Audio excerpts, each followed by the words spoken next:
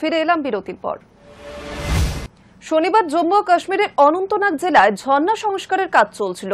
তার জন্য মাটি খোঁড়া হয় এবং শুরু হয়। তখনই মাটির নিচ থেকে বেরিয়ে আসে বেশ কয়েকটি হিন্দু দেবদেবীর প্রাচীন মূর্তি। শনিবার জম্মু ও কাশ্মীরের অনন্তনাগ জেলায় ঝর্ণা সংস্কারের কাজ চলছিল। তার জন্য মাটি খোঁড়া শুরু হয়। তখনই মাটির নিচ থেকে বেরিয়ে আসে একটি শিবলিঙ্গ এবং বেশ কয়েকটি হিন্দু দেবদেবীর প্রাচীন মূর্তি। খবর পেয়ে ঘটনাস্থলে পৌঁছান কাশ্মীরের প্রত্নতত্ত্ব ও সংগ্রহশালা বিভাগের কর্তারা। উদ্ধার হওয়া মূর্তিগুলি প্রাচীন বলেই মনে করছেন তারা। স্থানীয় প্রশাসন সূত্রে জানা গিয়েছে, প্রাচীন মূর্তিগুলি উদ্ধার হয়েছে দক্ষিণ কাশ্মীরের অনন্তনাগ সালিয়ার অন্তর্গত কারকুটনাগে একটি ঝর্ণা সংস্কারের জন্য খনন কার্যের সময়। পূর্ত দপ্তরের শ্রমিকরা মাটি খোঁড়ার সময় ওই মূর্তিগুলো পান। পাথরের উপরে দেবদেবীর প্রতিকৃতি খোদাই করা সেগুলি। এছাড়াও মিলেছে একটি প্রাচীন শিবলিঙ্গ। শ্রমিকরা মূর্তিগুলির কথা জানানোর পরেই খবর দেওয়া হয় জম্মু ও কাশ্মীরের প্রত্নতত্ত্ব ও সংগ্রহশালা বিভাগের কর্তাদের। ঘটনাস্থল পরিদর্শন করে প্রাথমিকভাবে প্রত্নতত্ত্ব বিভাগের কর্তারা জানান, মূর্তিগুলি প্রাচীন বলেই মনে হচ্ছে।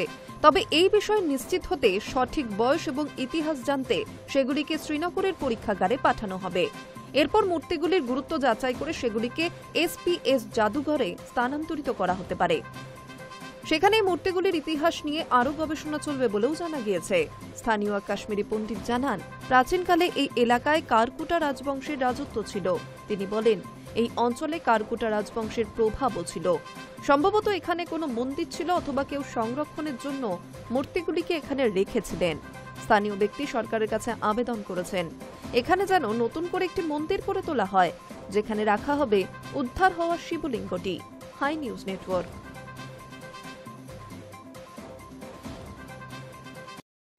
ইয়েমেনের কাছে সমুদ্রে উল্টে গেল পরিযায়ীদের নৌকা। মৃত্যু অন্তত ৬৮ জনের, নিখোঁজ ৭৭।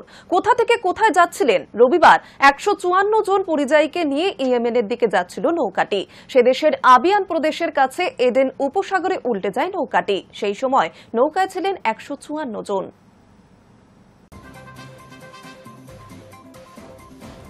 ইয়েমেন উপকূলে উল্টে গেল পরিযায়ী শ্রমিকদের নৌকা।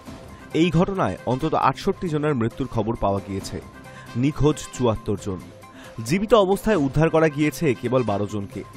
ইয়েমেনের হাসপাতালে তাদের চিকিৎসা চলছে। রবিবার ১৫৪ জন পরিযায়ীকে নিয়ে ইয়েমেনের দিকে যাচ্ছিল নৌকাটি। সে দেশের আরিয়ান প্রদেশের কাছে এডেন উপসাগরে উল্টে যায় নৌকাটি।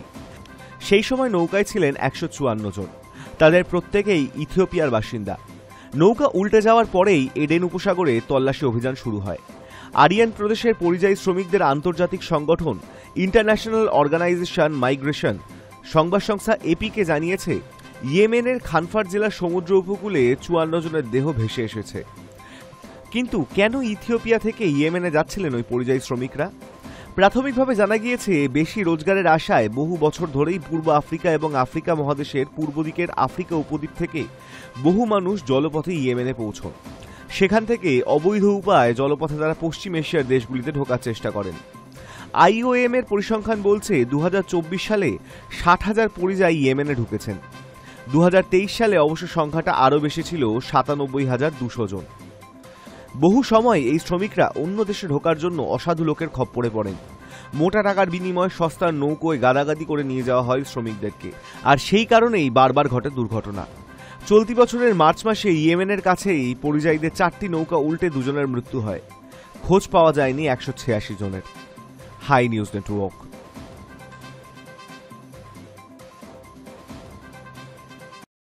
মাত্র দিন চারেকের ব্যবধানে ফের কেঁপে উঠল রাশিয়া। লাগাতার ভূমিকম্পের জেরে কামচাটকার ক্রাসেনিন্নিকোভ আগ্নেয়গিরি ফের জেগে উঠেছে। ৬০০ বছর পর ফের এই আগ্নেয়গিরিটি সক্রিয় হয়েছে বলে জানা যাচ্ছে।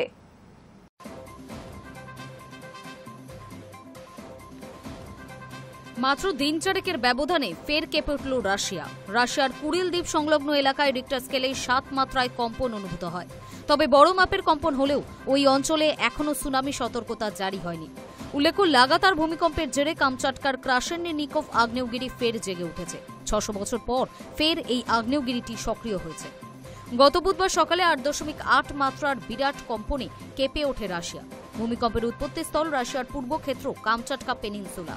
ভূমিকম্পের তীব্রতা এতটাই ছিল যে আমেরিকা, জাপান সহ একাধিক দেশে কম্পন অনুভূত হয়। ঘটনার পর রাশিয়ার উপকূলবর্তী অঞ্চলে সুনামির বিরাট ঢেউ দেখা যায়, যার উচ্চতা প্রায় 13 ফুট। ঘটনার পর জারি করা হয় সুনামির সতর্কতা। উপকূলের মানুষকে দ্রুত এলাকা ছাড়ার নির্দেশ দেওয়া হয়। বুধবারের ভূমিকম্পের পরই রবিবার ফের কেঁপেছে পূর্ব রাশিয়ার বেশ কিছু এলাকা। অনুমান করা গিয়েছে আগামী কয়েক সপ্তাহ ধরে ওই অঞ্চলে আফটারশক চলবে। তবে ভূমিকম্প হলেও সুনামির সতর্কতা জারি হয়নি। রাশিয়ার আপাতকালীন মন্ত্রকের তরফে জানানো হয়েছে উঁচু ঢেউ আসতে পারে, তাই সৈকত থেকে দূরে থাকা দরকার। রবিবার ভূমিকম্পের খানিক পরেই রুশ সংবাদ সংস্থার তরফে জানানো হয় 600 বছর পর জেগে উঠেছে সেই দেশের কামচাটকা এলাকার ক্রাসেননিকোভ আগ্নেয়গিরি। তবে এখনো পর্যন্ত সেখানে অগ্নুৎপাতের জেরে কোনো ক্ষয়ক্ষতির খবর মেলেনি। তবে প্রায় 5 থেকে 6 কিলোমিটার পর্যন্ত ছাই ছড়িয়ে পড়েছে। সেই ভিডিও ভাইরাল হয়েছে নেট দুনিয়ায়। Hi news network. বর্তমানে রমরমা এআই এর বাজার। এর দরুন যেমন প্রতিনিয়ত মানুষের চাকরির সংখ্যা কমছে, তেমনি মানুষ বিভ্রান্তির শিকারও হচ্ছে। এআই এর তৈরি ভুল তথ্যে মানুষ বিশ্বাস করে সমস্যায়ও পড়ছেন। সেই রকমই এক ভিডিও ভাইরাল হয়েছে বসিরহাটের চৈতন মালঞ্চ সেতু ভেঙে পড়ার, যার জেরে হয়রানির শিকার হচ্ছে মানুষ।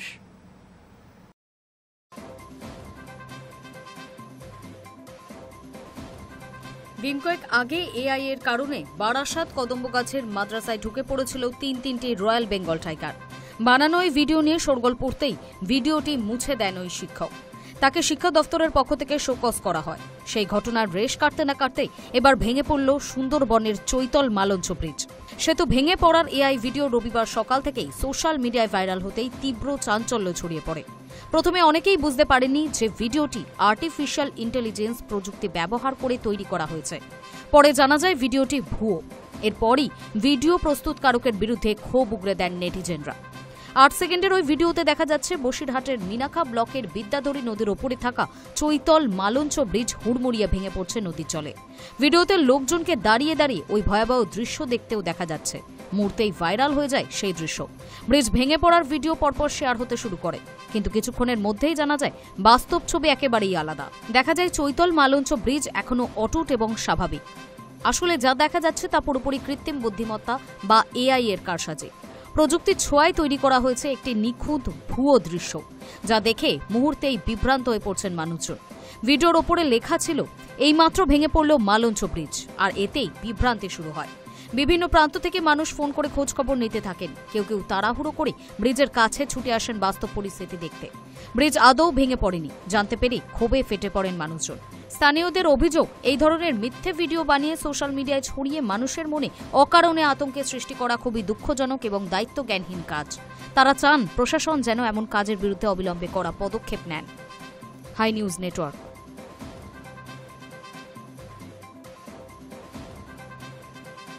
এবার নজর রাখবো আবহাওয়ার খবরে।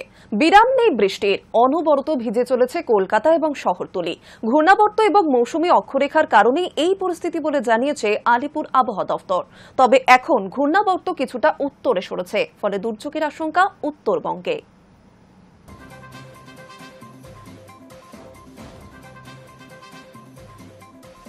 ভরা শ্রাবণ মাস, বৃষ্টিতেও বিরাম নেই। প্রায় প্রতিদিনই বিক্ষিপ্তভাবে ভিজছে কলকাতা ও শহরতলি। ঘূর্ণাবর্ত এবং মৌসুমী অক্ষরেখার অবস্থানের কারণে বৃষ্টির অনুকূল এমন পরিস্থিতি তৈরি হয়েছে বলে জানিয়েছে আলিপুর আবহাওয়া দফতর। হাওয়া অফিস জানিয়েছে, উত্তর পূর্ব বিহারের উপর যে ঘূর্ণাবর্তটি ছিল তা পশ্চিম দিকে সরেছে এবং আপাতত উত্তর পশ্চিম বিহার এবং সংলগ্ন উত্তরপ্রদেশের উপর অবস্থান করছে।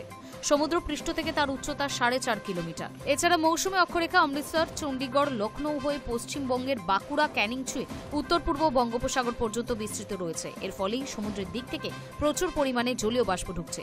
রাজ্য জুড়ে বিক্ষিপ্তভাবে হালকা থেকে মাঝারি বৃষ্টির সম্ভাবনা রয়েছে। কোথাও কোথাও হতে পারে ভারী থেকে অতি ভারী বর্ষণও। আগামী 2 দিন উত্তরবঙ্গে প্রবল বর্ষণের সম্ভাবনা রয়েছে। পূর্বাভাস অনুযায়ী সোমবার কলকাতায় বিক্ষিপ্তভাবে বজ্রবিদ্যুৎ সহ হালকা থেকে মাঝারি বৃষ্টি চলবে। ঝোড়ো হাওয়া বইতে পারে ঘন্টায় 30 থেকে 40 কিলোমিটার বেগে। একই পূর্বাভাস রয়েছে হাওড়া, হুগলি, পূর্ব মেদিনীপুর, পশ্চিম মেদিনীপুর, ঝাড়গ্রাম, পুরুলিয়া এবং বাঁকুড়ায়।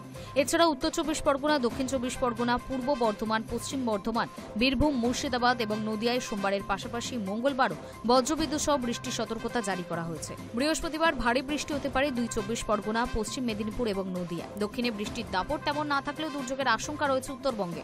সোমবার দার্জিলিং, কালিম্পং, কোচবিহার, আলিপুরদুয়ার এবং জলপাইগুড়িতে ভারী থেকে অতি ভারী বৃষ্টি হতে পারে। এই 5 জেলায় জারি করা হয়েছে কমলা সতর্কতা। এখনই দুর্যোগ থামার কোনো সম্ভাবনা নেই। Hi news network.